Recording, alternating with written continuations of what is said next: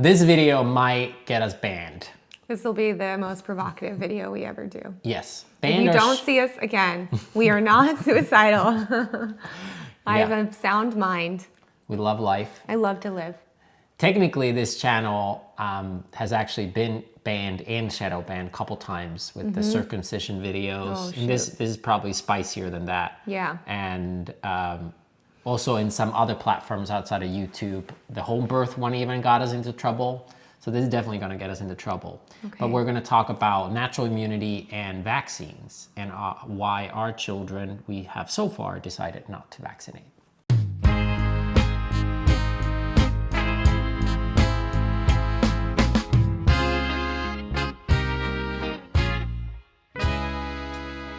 Okay, so since this is such a controversial topic, we want to say two things that I think are important. You can still leave hateful comments below if you want. That's totally fine. We're not going to block the comments. But one is that... you're not medical professionals, so this is not medical advice. This is not medical advice. And actually, this is not advice at all. This is our story, our story why we haven't vaccinated so far. And just sharing that. It's not that you should do either way. And the other thing is that this is not going to be full of facts, because I've noticed that in this topic, like many other topics people debate, but especially this topic, both sides, pros and cons, are very black and white, and they quote studies and statistics, and they're always right. So don't want to get to that, and then people argue in the comments about those statistics. Again, this is just our story, what made us do the decision, and what you can maybe learn from it. But if you're new to the channel, my name is Tero. I'm Cora. I'm from Finland. I'm from California. We have 3 kids. And we live in Texas. Yes, and the kids are pretty young. So they're 2, 3.5, and 5. And so far, they're all not been vaccinated. For religious reasons. For religious reasons. Which is why we live in the state of Texas, because we still can do that. Yes. As opposed to California. Yes. Where you literally have to homeschool if you don't want to vaccinate your child. Yeah, or Finland, which surprisingly is very anti-home birth and very pro-vaccines, which I also want to talk about. Because I was vaccinated, and my parents were really, I would say, more on the hippie side. Like, we showered in spring water, I went to an environmental school. But in Finland, everyone gets vaccinated, and it's this neuvola system. It's not a hospital, technically. It's this, like, child center. Are you wearing a hat that says mom brain? I am. That's my hat. Anyway, sorry. No, it just distracted me. But how many vaccines did you get? Yeah, I actually just got it because, just to finish the thought, I was also vaccinated in the military. We have to go to the military. So the first day, you just line up and they jab you. No questions asked, no permission slips. They don't even tell what they gave us, which is somewhat messed up, but that's happened. And then when I moved to the US and got a green card, you have to have your vaccines up to date. So they jabbed me again, no choice.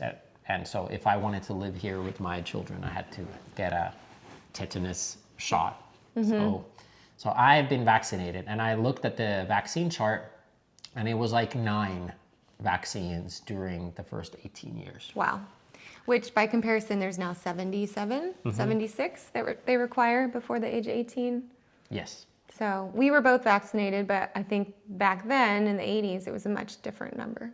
Yes. So I think, again, this is not about statistics, but vaccine amount has increased quite dramatically. And a lot of it is, people always quote the polio and measles that I was vaccinated to, but if you look at the vaccination schedule, it's a lot of influenza and just like immunity stuff against viruses, not just the couple gnarly ones. All the debate is on MMR. Yeah, it's polio, measles, mumps, rubella. Those are the ones people debate. I'm not gonna debate that cause and causality. How do you say that? Correlation, causality. But since then, the no longer the pharmaceutical companies that make the vaccines are liable. So if your child gets injured, you can't really get... There's nothing they'll do. They won't even admit it happened. So at the end of the day, that's why I'm bringing that up, for just like, at the end of the day, as a parent, you are responsible for your child for the first 18 years of your life usually. And sometimes what longer. you do and what you decide is strictly you. Yeah, and Nobody else to blame. And legally, those pharmaceutical companies will take no liability on what you do to them. So you have to take liability on what you do to them. So I think that's an important backdrop, at least for us, on making decisions. So usually people in this conversation, they're anti-vax or the pro-vax, and it's very black and white, and there's no middle ground. So if you refuse any vaccine, you're immediately anti-vax. And if you even mention anything good about vaccines, then you're an idiot or a puppet or something like that. But why did you not want to vaccinate? Well, I actually grew up in a very medical, science-based family, so I thought I wanted to vaccinate. And before I met you and got pregnant, I thought it was ridiculous people who didn't vaccinate, because I listened to all the media, and I was like, yeah, they're causing the mumps to come back and measles to come back, and this little place in California where they don't do it had like sudden outbreak, and I was like, well, how ridiculous. And then I met you, and you were so smart, and you know so many people in the health and wellness medical space who have like cunning, like new ways of thinking outside the box, who aren't just like puppets. And you were like, yeah, I don't really want to vaccinate. And you showed me a lot of different articles and statistics, and I started reading a lot. I was also studying to be a nurse at the time and learning about physiology and anatomy and immunity. And I decided to tune into my intuition on this, and nothing in me was fearful of wanting to get the vaccine. So for me, I boiled it down to like the fear of them getting the disease versus the fear of what the vaccine would do. And I would check in every time about the disease, and nothing felt fearful that I was worried they'd get. And I was more worried about what the vaccine would do to them, especially we have 3 boys, and supposedly the effects of vaccines have like a higher chance in boys of like interrupting the detox and inflaming the brain and causing different sort of things. Yeah. Yeah. Again, I'm not saying that vaccines cause autism or other things, but let's assume, again, there's like a risk reward ratio. And so for me, having 3 boys that all, at least 1 or 2 of the 3 boys I could see them being labeled ADHD? Is that what you're trying to say? They could be labeled some things by some people. They have a lot of energy. One of them has like photographic memory, all that kind of stuff. And I thought, is like, well, that means like in the first 5-6 years at least of their life, I wouldn't be comfortable living with that risk. So for me, it came down to like, if I'm on my deathbed and they got autism because of a vaccine, would I be comfortable with that risk versus comfortable with the risk that they got polio or measles? Like which one of those like bookends? Those are the bookends. Like you have polio or you got autism or some sort of vaccine injury. Which one of the bookends you would be more comfortable with? And for me, it was like in the first 5 years of their boys' lives, at least, if not longer, I would not feel comfortable with the risk of the vaccine. Yeah, because it feels like something you did because you brought them to the pediatrician and injected them versus like a disease that happens outside of your home. It's kind of like, you know, none of us could control if we got COVID, really. Most everybody got it, you know? Yes. It felt more like a natural consequence. Yes, which takes me to the second point is for me is like, besides genetics and some luck factors and randomness, it's like helping your kids build natural immunity. And this is often this natural immunity becomes this like anti-vaxxer narrative and people, but I think even if you are a vaxxer, you should care about natural immunity. Yeah, why wouldn't you? Because vaccines don't cover every illness, virus, disease. And even if it would cover it, there's plenty of cases where people who have been vaccinated have received that illness. I feel like out of my friends, the people who vaccinated the most towards COVID had the COVID the most. Like I haven't still today had COVID. And I think it's almost like, well, that's a whole nother conversation. But the point more being is you want to build natural immunity with kids. And that should be a goal, that they are resilient, anti-fragile individuals. And especially for those influenza vaccines, to me, that sounds really whack. So the polio, measles aside, the influenza is like, you want to have kids that play outside in dirt and build immunity and like build resilience. Non-hand sanitized kids. Yes. And they get living foods and bacteria and a lot of fiber to build their natural immunity no matter what. And I feel like that has been the priority for us, is having them. With the influenza too, one of my best friend is a nurse, and the vaccine they give you for it isn't necessarily the strain that's going to happen that year. So sometimes the strain that's out is not one that was covered by the vaccine. So she, as a nurse, would wait until they knew in the hospital which strain was right that year, and then she'd get just that one. Yes. So that story kind of informed us as well. And same thing is like, if you zoom out and be less emotional, is like, should I ever vaccine or not? Is like, what vaccine and when could be a better question for you. Right now, I don't think we will ever vaccinate them until they're 18, and then they can decide on their own. But even if we would, like, consider what and when. And then the other thing for you as well is, instead of taking, because a lot of adults, the vaccines have worn off and they don't realize it. So they're saying everybody has to be vaccinated, so the whole society is vaccinated. Well, first of all, the whole society is not vaccinated because a lot of people don't want a vaccine. On top of that, people who were vaccinated and believe in vaccines, it's worn off. Yeah. But if you want to check it, you can check your antibodies. So if you want to see if you still have the immunity, the vaccine immunity, you can test for it before you vaccinate again. Or so you can use science to confirm if you need the vaccine or not too. That's one way to think about it. And there was only one time where I thought maybe that I was wanting to. There was only one time that I sort of regretted it when we had that measles outbreak in Texas. I started getting really fearful, and I was wondering whether like we had made the wrong decision. And I was watching a lot of news and looking at a lot of media and things, and the fear just kept building. And so instead, I pulled my kids out of school when that was happening, like the 2 weeks. And then I started not looking at news channels and just hearing stories from friends or people in the community, and the fear went away. And I realized it was really just brought on by media. And I was really glad that I didn't go and vaccinate them for measles, because now it's, the outbreak has stopped.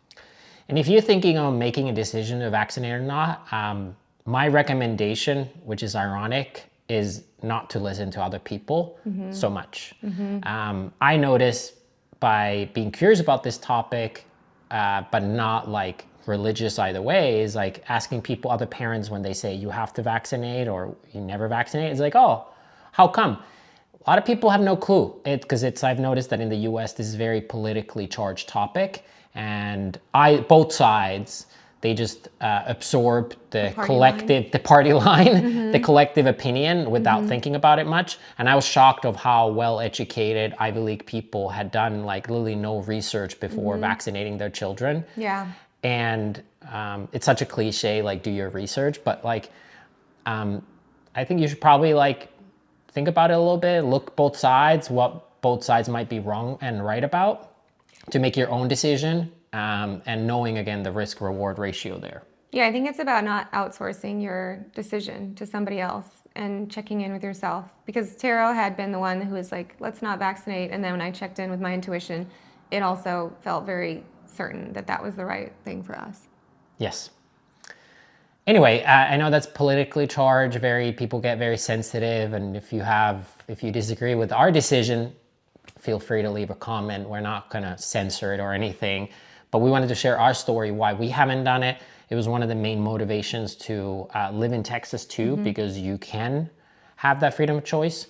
Again, in Finland, even though it's many ways amazing, it's really, really hard to not vaccinate. You can do it, but it's really, really hard. You basically don't have freedom for your body, which to me is just ironic, thinking about the World War II and the concentration camps and Nuremberg trials, and like we collectively, the world, at least the Western world, decided that hey, everybody should have freedom for their own body, and authorities cannot decide what you have to put in your body. And we said we'll never repeat the mistakes of World War II. But with these vaccines, we've somehow ended up back in the place where some authority or government decides what you can do with your own body. Yeah, like not even 100 years later. Yes. Another very ironic thing is I've noticed that it's Democrats that say like vaccinate, but then they say my body, my choice. And it just doesn't, like those two thoughts can't be true at the same time. It can't be your body and your choice with abortion and then not your choice with a vaccine. Yeah, I think both sides are BS. But anyway, make your Tero for president, 2027. Yeah. I and maybe the last thing to say from my point of view is like, if I'm wrong, I still rather be wrong and bet on nature and wrong and bet on pharmaceuticals. Like, it's just like first principle wise, like evolution and biology, I rather bet on that we're fine and we'll figure out. And there's always been illnesses, and sadly some people die of illnesses because it's partially a numbers game. But at the end of the day, like nature, biology, evolution, I'll bet be on that side. So if gun to my head, I have to choose one, I rather always choose the more natural, less, how do you say? Friction? Less intervention. Less intervention for everything. So I think it boils down to, I would rather rely on my kids and my body's ability to respond and fight an illness than to rely on some sort of medication or injection for my health. And if you want to vaccinate and make your child an autistic genius that becomes a tech billionaire, I'm not hating on that either. It's like, you do you, and we're just sharing here our own journey, right? Yeah. Okay. But what you can do for immunity is take mushrooms. We take mushrooms ourselves by Finnish-American. I'm a little bit biased here, but I think they are an amazing company, and they use real mushrooms. 74% of mushroom supplements in the US don't contain any mushrooms, which is crazy. It's kind of anecdote to the pharmaceuticals too, like not saying that if you buy supplements or natural products, they're any better sometimes, because a lot of the products that you think you're buying, you're not getting. But with Finnish-American, it's real mushrooms. This is the original mushroom coffee that also has probiotics, prebiotics, vitamin B. So you can support your body and natural ability to fight things with things like that. So drink your mushroom coffee, support your immunity no matter what. Great. Amazing. Thanks for watching, listening. Leave hateful comments below as much as you like. And subscribe so you can leave hateful comments to the next videos too. Thank you.